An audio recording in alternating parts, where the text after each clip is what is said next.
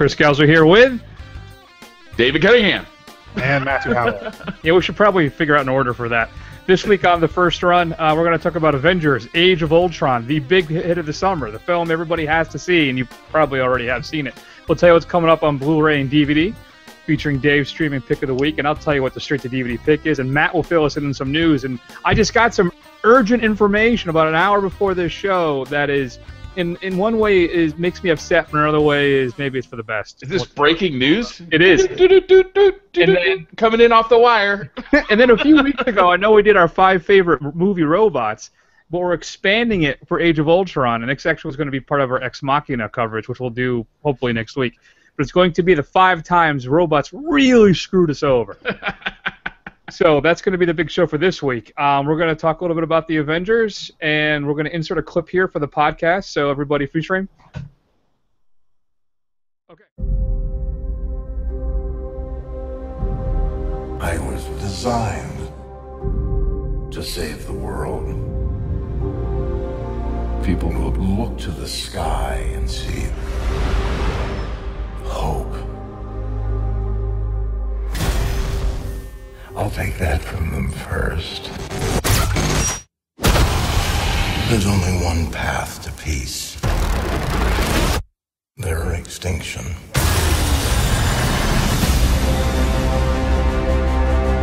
I tried to create a suit of armor around the world, but I created something terrible.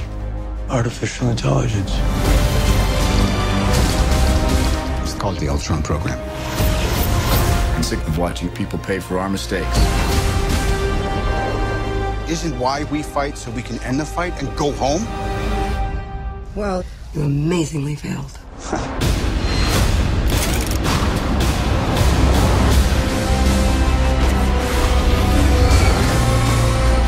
Here we all are, with nothing but our wit and our will to save the world. So stand and fight. No way we all get through this. I got no plans tomorrow night. Okay, so the Avengers: Age of Ultron. So it's a big sequel, right? This is what all the last few films. This is the end of Wave 2, and Tony Stark wanted to build this AI armored group, armored around the world to save the world from itself, so the Avengers can retire and all those little robots who have AI can just take care of all the security going forward. And naturally, what happens every time you create AI? Things go bad. Rogue AI. That's right. And we have Ultron, who decides the best way to protect the Earth is to eliminate humanity through a rather interesting extinction event that I'm kind of still figuring out the physics of. So everybody's back, including some new people. You got Captain America, Iron Man, Thor, the Hulk, Black Widow, Hawkeye. And Whedon tries to mess with you a little bit with Hawkeye. And then we have the introduction of the Scarlet Witch, Quicksilver, and of course our big bad guy, Ultron. And Claw. We'll talk a little bit about all that stuff. So, gentlemen, it's the end of Wave 2. Are you happy? Is this everything you hoped it would be? And are you excited for Wave 3? Or are you more like, you know what? I think I'm good with Marvel from this point on. Maybe this is all I need to see. Well, there's a lot of questions in there. There's quite a few things to unpack. Well, we'll start with the easy one. Is this the film, the big summer blockbuster you were hoping it would be? Dave, you want to take this one first? No, God, no. This movie was mediocre at best. For a big action blockbuster, I thought it was a little bit bland and didn't make any fucking sense whatsoever. All right. Dave, I appreciate you going with the explicit tag right out of the bat. You know, you want to set the precedent early so people know what to expect. But it really frees up the rest of us, so I thank you, Dave. Yeah, I agree with Dave. I don't. As you know, I was a big fan of the first Avengers. But I'm not so blind to love of a series, unlike some people who may be on this show, to just assume that this was going to be excellent. But I don't know. I thought it felt a little overstuffed. It felt a little disjointed. I know Whedon had to cut 30 minutes out of the film. So yeah, it was okay. It was not. I don't think it's like going to be the movie of the summer. And if it is, that's not a good summer.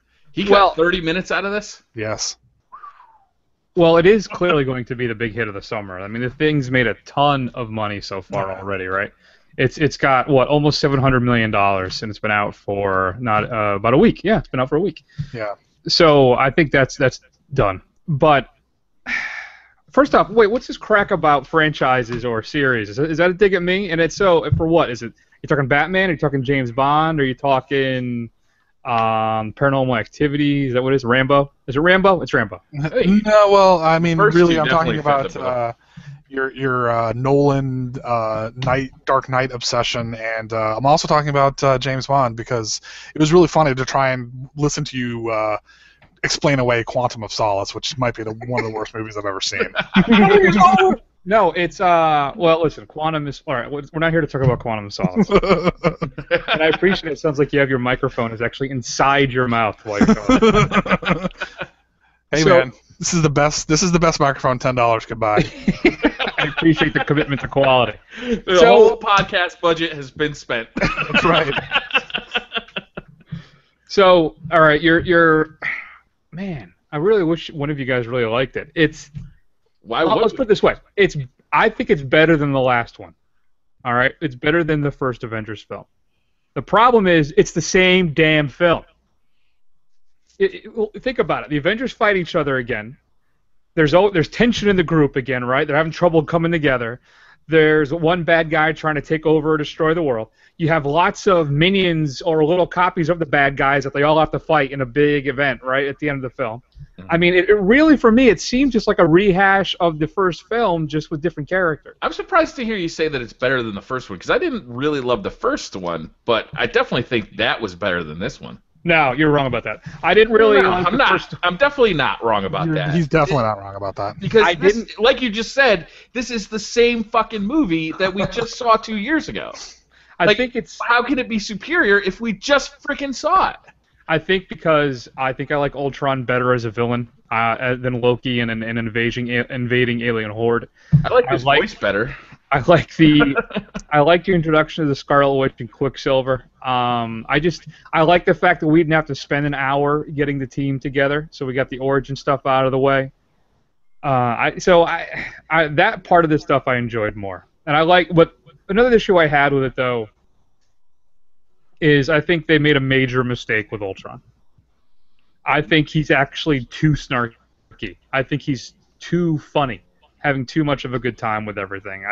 I think it takes some of the stakes away and some of the urgency away from the film. I thought it was forced. I never actually found him to be funny. I just thought he was trying to be funny. Yeah. Which made it worse. And what do you think, Matt?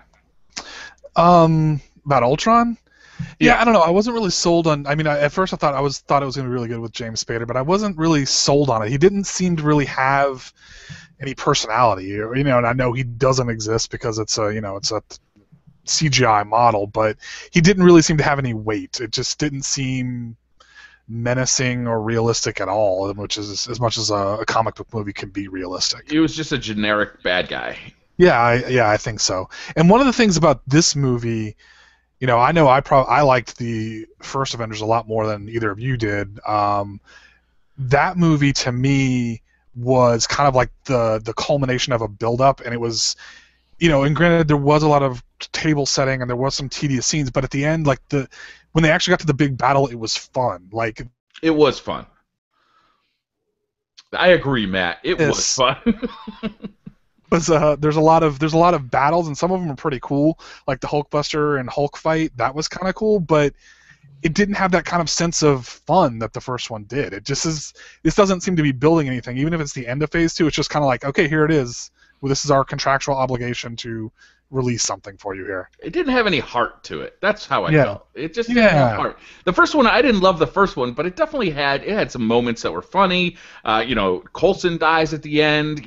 Kind of that stuff added a little bit of weight to the movie that this movie never managed. Right. I agree. Yeah, I think part of the issue too is being that, like you said, Matt, Ultron for me was never a serious threat. It was never menacing enough, just like you said. I always envisioned Ultron as this just unstoppable killing machine, and you just didn't get that vibe from him at all in this film. Mm-hmm. And another thing too that really stuck with me is, even though it's about 2.5 hours long, what's it, like 2:21? I actually feel this film should have been longer. I do. I think. No, I agree. I think because it's. I don't know if it's the editing or how fast-paced it is, but the film is unrelenting, but not in a good way. There's never any time for any of the characters to breathe or really get into anything. I really felt that the only real part of that is when we get the backstory for Hawkeye, which the whole thing is just, and it's all the whole thing with Hawkeye's backstory is that Whedon's trying to set up a dodge. That's the whole point of it. So I kind of felt cheapened by that, though I will admit the whole time I'm thinking, oh, he better not kill Hawkeye. He better not kill Hawkeye. Because that's the cliche that they're doing, right? Because they get into his life. Right. But still, that's part of the problem with these movies, right? Is they can't really kill anybody, you know? So there's no stakes. Like, the whole threat of this movie is that we've got an extinction level event that you know for a fact can't possibly happen. So I think they've got to lower, like, the bad guys' stakes a little bit. They've got to start killing people so that you have some emotional investment into these people. You get involved in, like, are they going to live? Are they going to die? You just know nobody's going to die in these movies, so you just kind of move along. Well, you had a death, though. It wasn't impactful enough for you, is what you're saying? Who was it? I don't even remember. Clearly it was not. Listen, when it comes to comics and stuff, once Barry Allen came back from the dead, I think all bets were off, right? That was always Matt, you know this probably more than Dave does, but Barry Allen was the original, well, not the original, but the Silver Age Flash died, and he was like the unwritten rule that Barry Allen does not come back because he died saving the universe. Like, that's his whole thing. So once they eventually brought him back, you know what the hell, then you can do whatever the hell you want. That's why I think there's still a chance you may see Quicksilver in an upcoming film. I wouldn't be surprised. Yeah, that's lame. It is lame.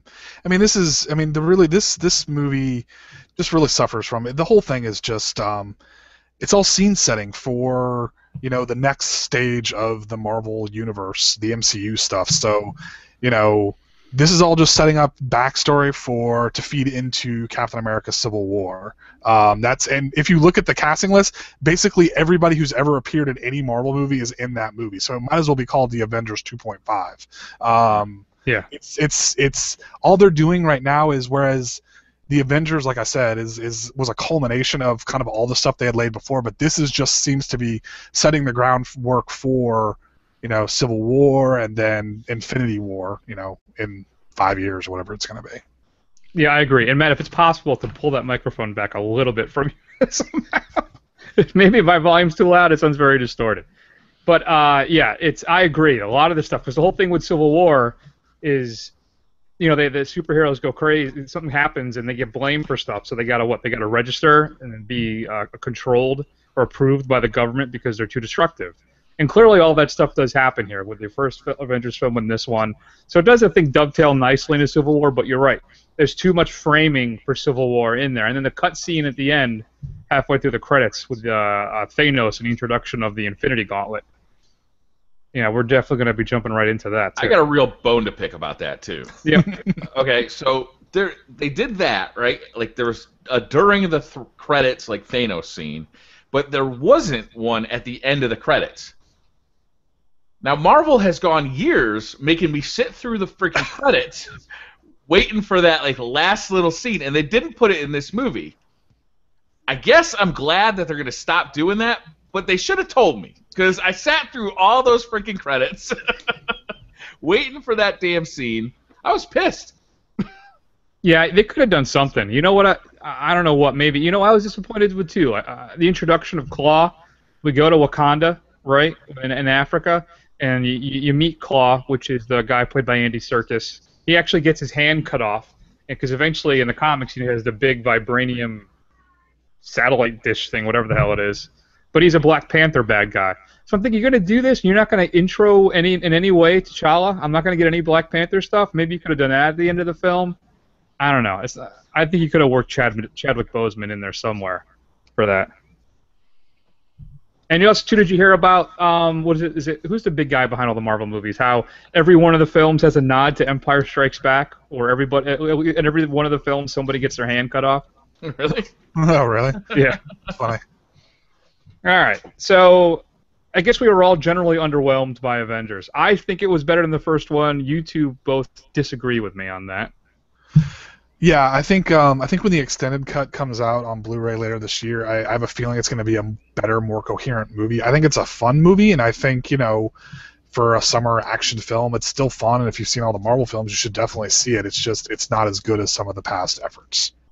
Yeah, Dave, wherever you are. Yeah, I thought this was pretty subpar compared to some of the other Marvel movies, and I think that the par is actually getting lower for Marvel movies in general. It's been a while since I've seen one that I really enjoyed, except for Guardians of the Galaxy, which doesn't really feel like a connected piece. True. We'll see how that works with Infinity War. Yeah. I still think if you're going to see it, though, see it in the theater. I saw it in the IMAX 3D. I still hate the fact that I got to get the 3D to go along with the IMAX. I'd rather have just gotten that. But if you're going to see it in the theater. I think it's fun enough.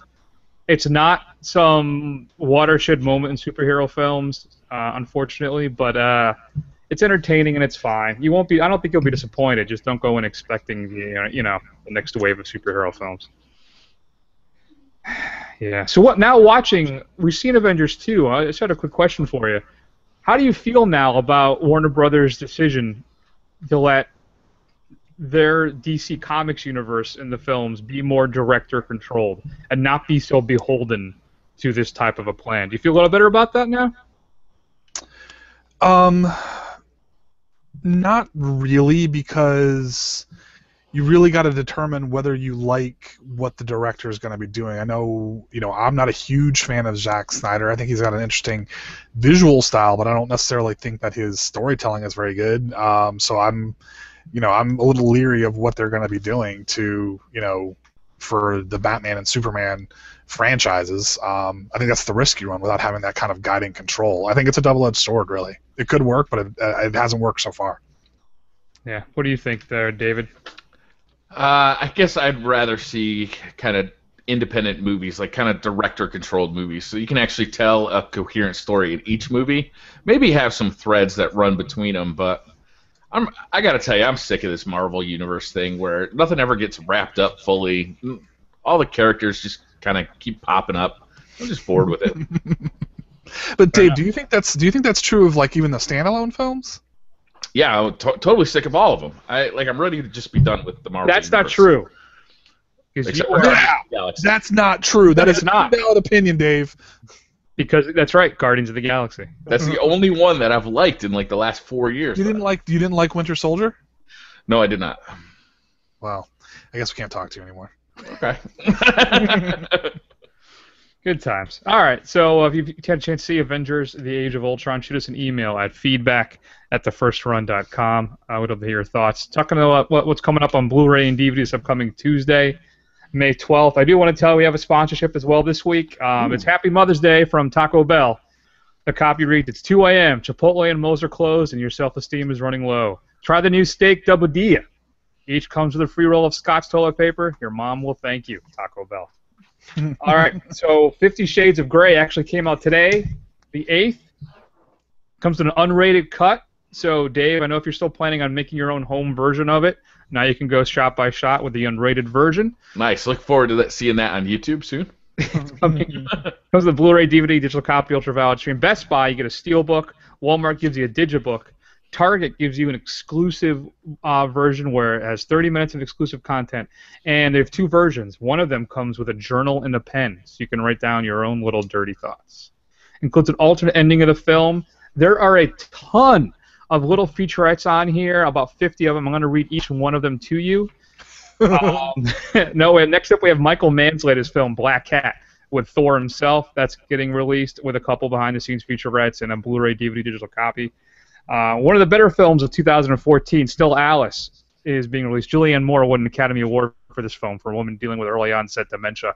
It is a fantastic film. It includes 3 deleted scenes and a making of featurette. But if you haven't seen it, you really should check it out. It's hilarious. Next up, you have Mordecai, the Johnny Depp tanker. From what I understand, Mordecai is supposed to be like an old English, romp comedy. Unfortunately, nobody went to see it. I have no idea if it's any good. I'm sure it'll hit Netflix shortly, so maybe we can check it out. He's already out on iTunes. Yep, there you go. New to Blu-ray, Wet Hot American Summer. David Wayne's first electoral effort. It's a 10th anniversary. 10 years ago, Wet Hot American Summer came out. Includes deleted scenes, cast comments, behind the scenes, featurettes, and a bunch of other stuff. Includes a commentary by Wayne, as well as Michael Showalter and Janine Garofalo. Orgasmo, the first film from the South Park boys, is being released on Blu-ray. Classic. That's right. No. Underrated classic. I remember when this first came out, right? It was supposed to get a theatrical release, and everybody panicked and wouldn't exhibit the film.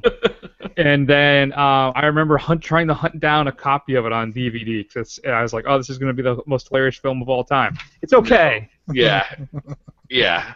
Includes they refined their comedy while they were doing South Park. This was not their finest moment.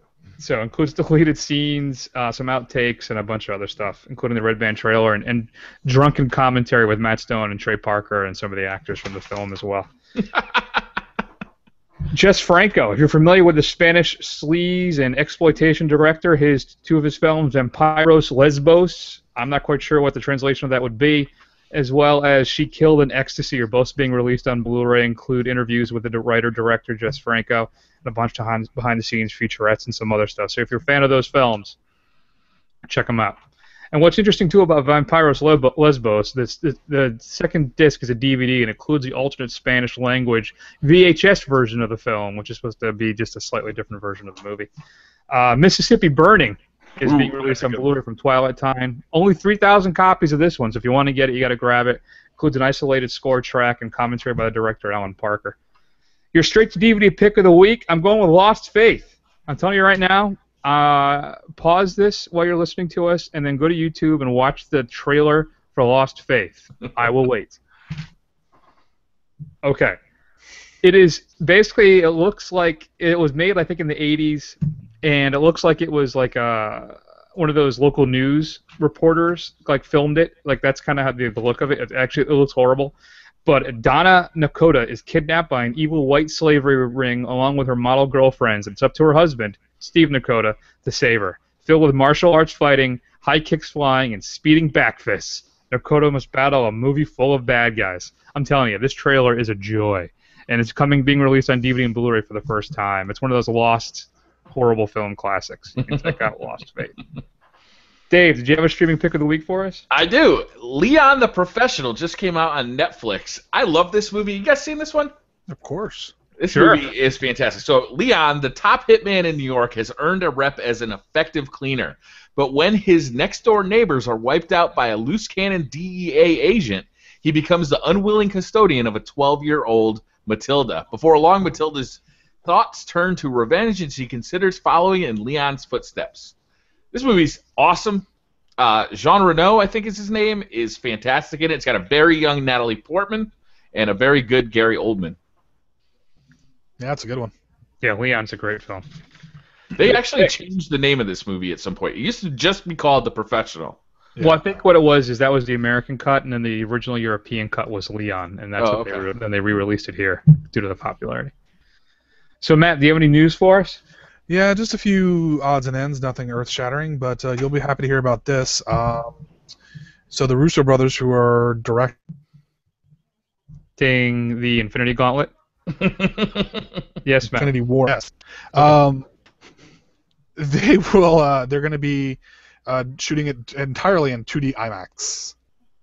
That is crazy. They're doing the whole film in IMAX, because why not, right? You got money to burn, might as well do it. Yeah, That's awesome. Do you guys remember that scene from the second Batman movie that was filmed in IMAX? It looked incredible. That was the beginning, right? The bank robbery scene? Yeah, it was like the bank robbery scene. It was like the first 5 minutes of the movie, and it looks stunning. Mm-hmm. Still not available, though, I don't believe, on the Blu-ray, which is just BS. Another thing, too, remember when they did Star Trek Into Darkness, there were some IMAX scenes? You couldn't get those to Blu-ray, but if you bought the Blu-ray and got the digital copy from iTunes, or just bought it from iTunes, you get the IMAX version of it.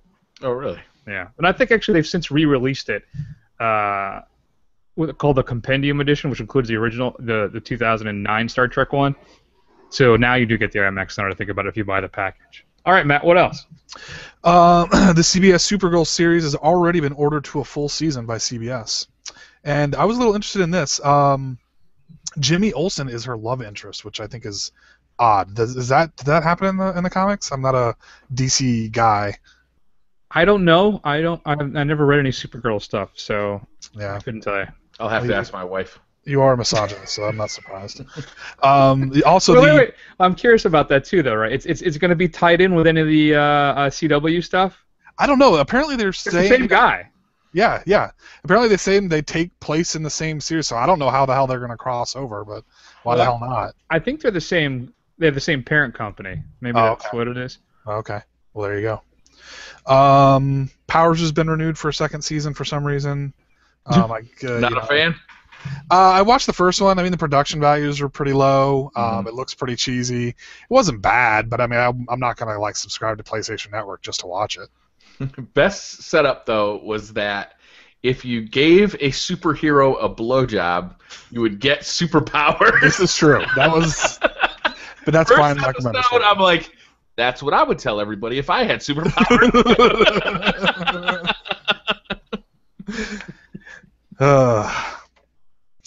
And then lastly, I guess the last thing, two things I'll bring up.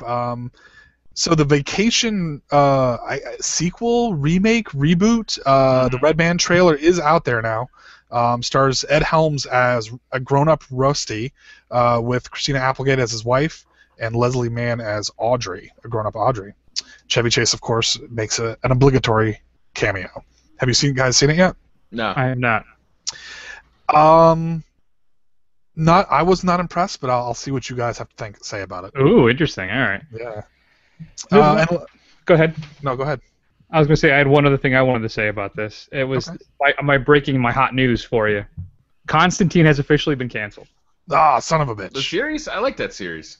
Yeah, they announced it this afternoon, and I'm disappointed because I thought it was okay, but it had potential. Yeah. And again, gone. So once again, NBC decides to just screw with me again. You almost need a series like that to be on like a smaller network like CW or something, because they'll just stick with it for longer. Well, maybe they'll pull it on Sci-Fi at some point because it's the same. I think NBC Universal owns Sci-Fi too, so there's talk of that maybe. But I've always said, I probably said for 20 years that show needs to be on HBO and have it go as crazy as possible, and it would be a massive hit. But what do I know? Well, that probably doesn't fill me a whole lot of confidence for AMC's Preacher show. Right.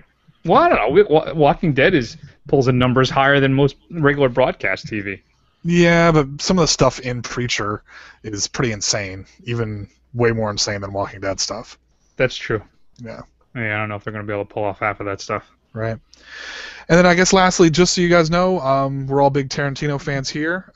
So the first stills from The Hateful Eight are actually in this week's issue of Entertainment Weekly. So I've seen them. They all look pretty cool. Samuel L. Jackson looks like a badass. Of course he does. Yeah, he always looks like a badass. Wow, playing against type. Yeah. Kurt Russell looks good too. I like Kurt Russell. I'm glad to see he's in this too, and of course, the obligatory Michael Madsen role as well. I don't know. We'll see. I'm optimistic. I'm looking forward to optimistic. I've loved all of his films. I think the only thing I only had problems with was the ending of Django. I think that's really been my only disappointment so far. So there you go. Good times. All right. Well, let's talk about our 5 favorite times that robots really screwed people over in the movie. Now, I may have some repetitive responses from the last time we did our favorite movie, Monsters, but I tried to be a little bit different with it. So I'll go first this time, then you two can duke it out who has the ultimate number 1. My number 5 initially was going to, well, we're talking about it next week, so I don't want to say too much about Ex Machina. So I'm going to boot that out for now, and I'm going to slot in the machines from Matrix. I think it's probably a little too much of a safe pick, but man, they really kind of screwed us over on that one. Really, and really, what's the efficiency, right, of the human being as a power battery as a source? What are you really getting out of that? Aren't you kind of giving them a bad rap? I mean, they set us up. All we got to do is lay there and produce electricity. They gave us this nice world to kind of, pretend to live in. It's really not a bad rap. True, and a select few of us, will get superpowers, so we just got to keep our fingers crossed. Yeah, I want to be the one. Yeah. Yeah, so one of the greatest sci-fi films of the past 25 years is that first Matrix. You're filing too? And And of course, it has the honor and possibly the anonymity, not anonymity, but are to be blamed for the introduction of bullet time. So I haven't watched, which was fantastic the first time you saw it. Yeah, the first time. Yeah. I haven't watched this film though. Probably in when did the thing come out? 89? No, not that long ago. When did Matrix come out? 90s movie. Yeah. No, it was 90s, late 90s. Late 90s, definitely. 98, maybe 99. Maybe that's what I'm getting confused. Anyway, I haven't seen it in a long time, so maybe I'll have to pop it in and check it out. I got the 3-pack Blu-ray for like $8 one day, so I got all 3 films. Nice. I watched it with the wife probably about a year ago, and it was still exciting to watch. Nice. All right, that's my 5. Who's going next? I'll go next. HAL 9000. Here we are, right? We're on a nice space flight, heading out, checking out this like big ass black thing that maybe created us or maybe didn't. HAL 9000 goes rogue, fucks up the whole thing. Nothing there, guys? Hello? You ever seen that? Yeah. Seen that movie? He locks his astronaut buddies outside the spaceship. Yeah. I think it's a good pick, and I'm not going to say anything else about it because... Got ya. The only reason it's my number 5 is because, you know, he only screwed over like 2 guys. There you go. I agree, but, well, we'll talk a little bit more about that later. All right, well, since you guys are...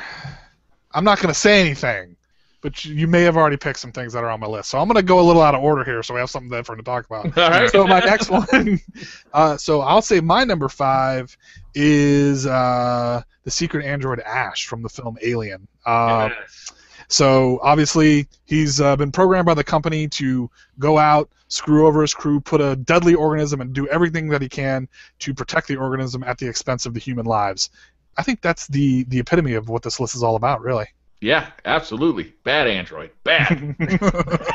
I would be inclined to agree with you. Ash is a total douchebag. Yeah. I mean, he sets them up, even from the very beginning, by breaking the quarantine and letting them back in. You know, that son of a bitch had that plan the whole time. I hate that guy. What a jerk. My number 4, I don't care about the credit sequence, all right? My number 4 is Wall-E. Yeah. Think about it. They're living in this utopia on this spaceship, right, where nothing ever happens. You're going to bring them back there. There is no way that 1,000 or how many people, 400-pound Walmart people, are going to be able to restart the planet. They're all going to be dead like in 2 weeks. I think you got it wrong here.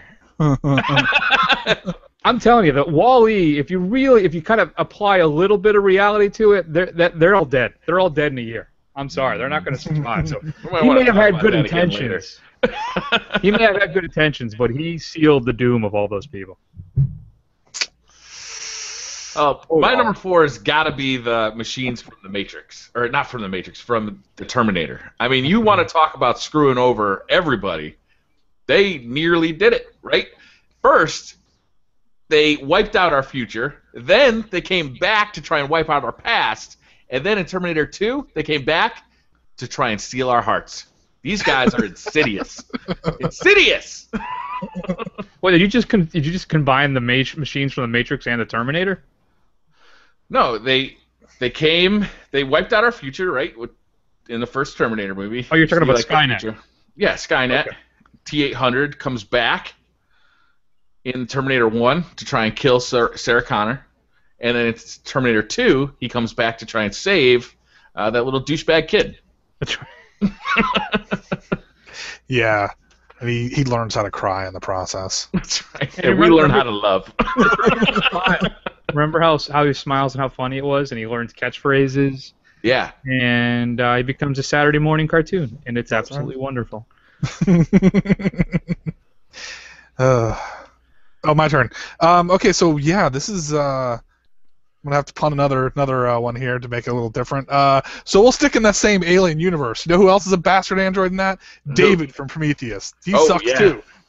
And I liked him because he was a very insidious, and I like how he just like barely could.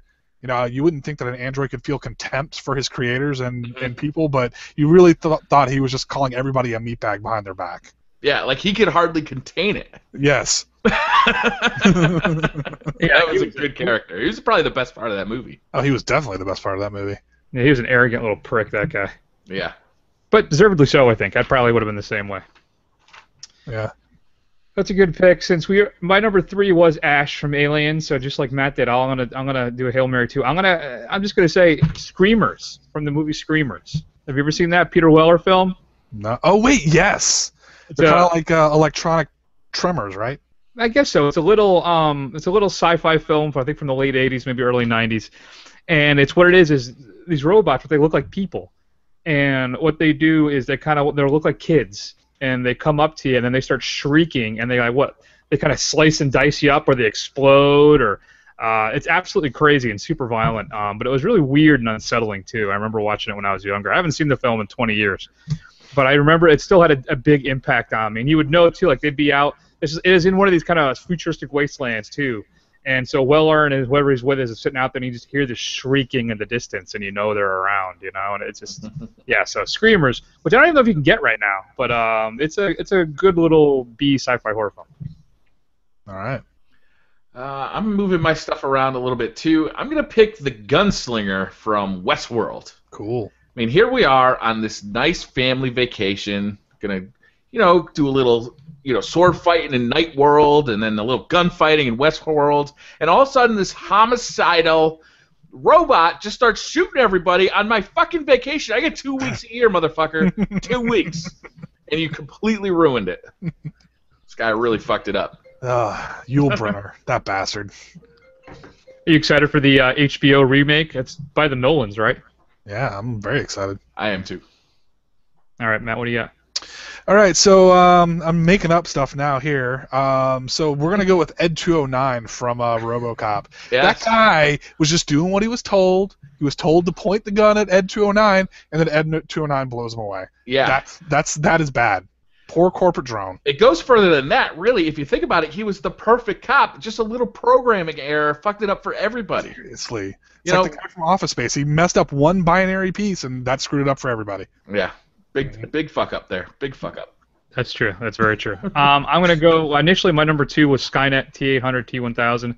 So I'll then say Maximilian from the Black Hole films.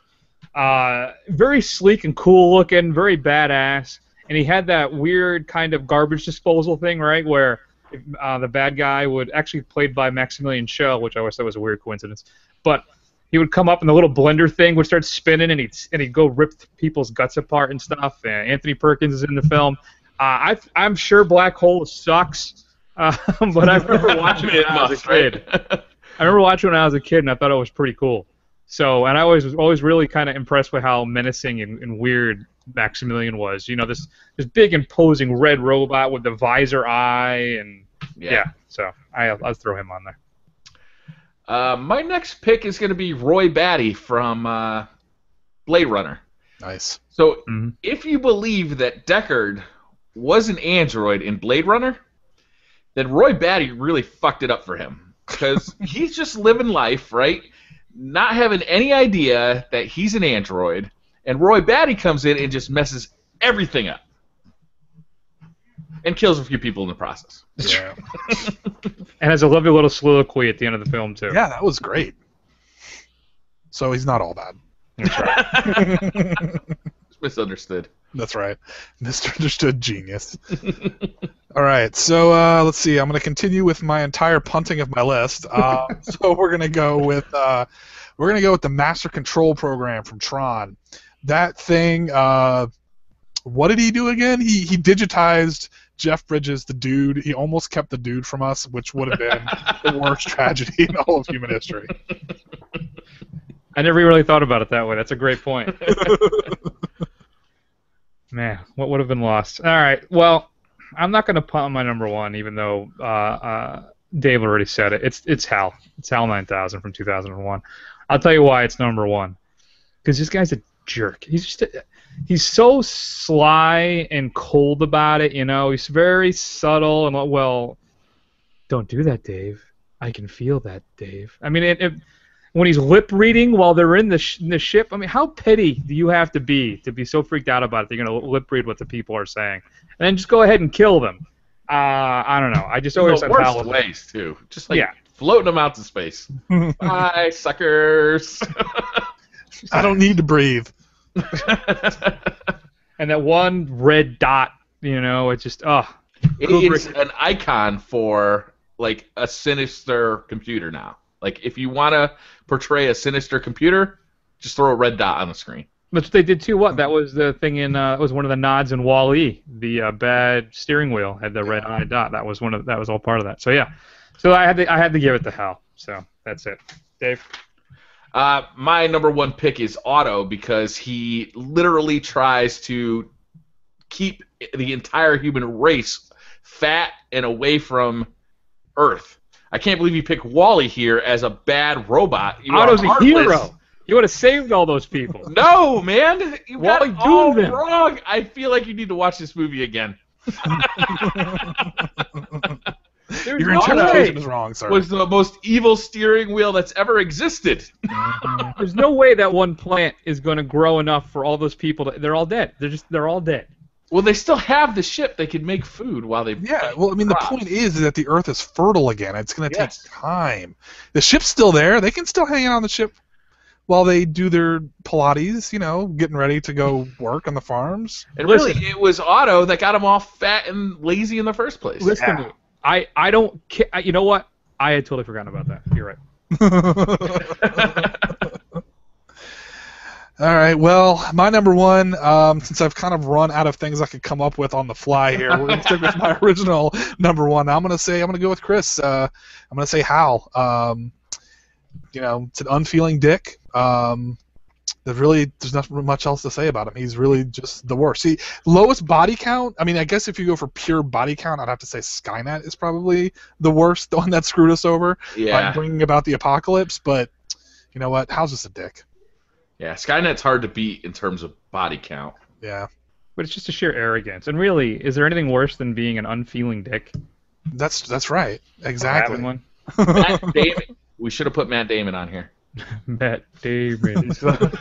Anything that you didn't actually mention then after all of this? Swapping? What's that?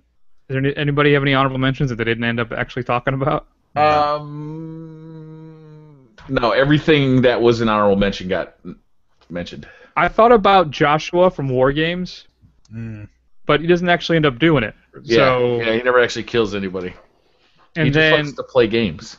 Mudflap and Skids from Transformers Revenge of the Fallen. Just because how much they push back race relations. That would have been a good pick. You definitely should have put that one on there. What about Jean-Claude Van Damme and Dolph Lundgren from Universal Soldier? Universal Soldier. I mean, do they count? I mean, they're cyborgs, but does that count? I don't know if it does. You know who else I don't trust? I don't trust C-3PO. I feel like that sucker would sell you out in a heartbeat if he had to. Yeah, he probably would. Yeah, I think you're right. All right. Well, that's the list. Shoot us an email at feedback@thefirstrun.com. Did we miss any robots who really screwed people over? We'd love to hear your thoughts. That's the big show for this week. You can find us on YouTube, watch the live stream of the show. Go to Facebook and Twitter. I've started really going nuts with the Instagram again. I promise no pics of my junk. What else? Dave, what's going on the Briar Rabbit channel? We got the House of Wolves releasing on May 19th, and we got a big build-up and a lot of anticipation for the new Destiny expansion. It's going to be a lot of fun, and we're really going in depth with it with the Briar Rabbit channel. Nice. And Matt, I'm assuming you'll just continue to be eating and sleeping and taking care of your child? Yeah, and playing PlanetSide 2. That's really my entire life. PlanetSide 2. Yeah. Nice. Good times. We'll enjoy that. Well, that's the big show for this week. Thanks, everybody, for watching and or listening. And remember, don't forget that ladies love me, girls adore me. I mean, even the ones who've never saw me. This has been The First Run. We'll see you all in a week.